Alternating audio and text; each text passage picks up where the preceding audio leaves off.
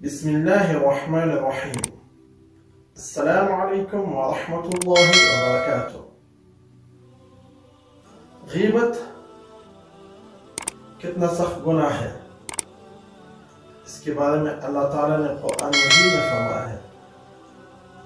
اور یتیم کے اوپر شفقت کرنا، اس کی ضروریات کا خیال رکھنا کتنا بڑا ثواب ہے، یہ بھی اللہ تعالیٰ نے قرآن مجید میں فرمایا ہے۔ غیبت کتنا سخت گناہ ہے، حدیث نبی صلی اللہ علیہ وآلہ وسلم میں اس کا اظہار موجود ہے۔ یتیم کے اوپر شفقت کرنا، ان کی ضروریات کا خیال رکھنا، اس کا کتنا بڑا اجر ہے، یہ بھی احادیث نبی صلی اللہ علیہ وآلہ وسلم میں موجود ہے۔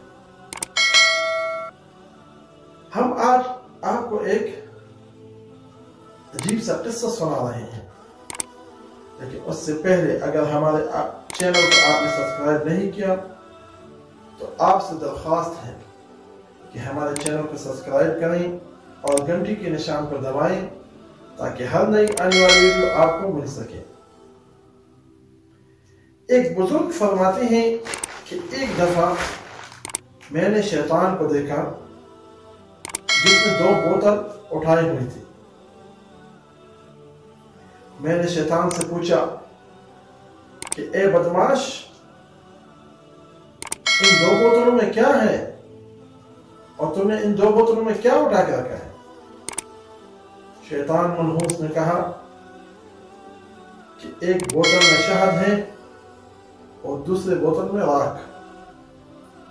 بزرگ فرماتے ہیں کہ میں نے کہا کہ شیطان منحوس، تمہیں ان 2 چیزوں کی کیا ضرورت پڑ گئی؟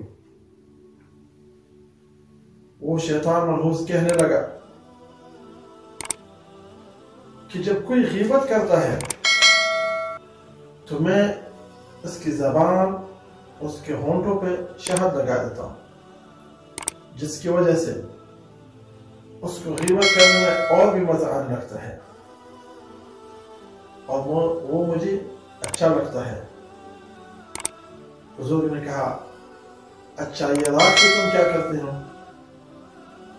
شیطان منحوس نے کہا کہ یہ راکھ میں یتیم کے چہرے پہ اور اس کے بدن پہ لگا دیتا ہوں، جس کی وجہ سے جو صاحب حیثیت لوگ ہیں ان کو وہ یتیم برے لگتے ہیں، یعنی ان کے اوپر شفقت کا ہاتھ پھیرنا، ان کی ضروریات کا خیال رکھنا ان کو ایک احساس کمتری کا یقین دلاتا ہے، اور یہ دونوں چیزیں شیطان منحوس کی کوشش ہے۔ غیبت یہ کتنا بڑا گناہ ہے۔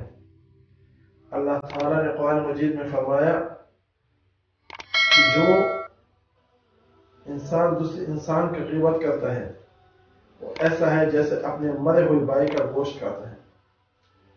اور یتیم کے بارے میں بھی ان کے اوپر شفقت کرنا، ان کی ضروریات کا خیال رکھنا، اللہ تعالیٰ نے اس کی بہت فضیلتیں بیان کی ہیں۔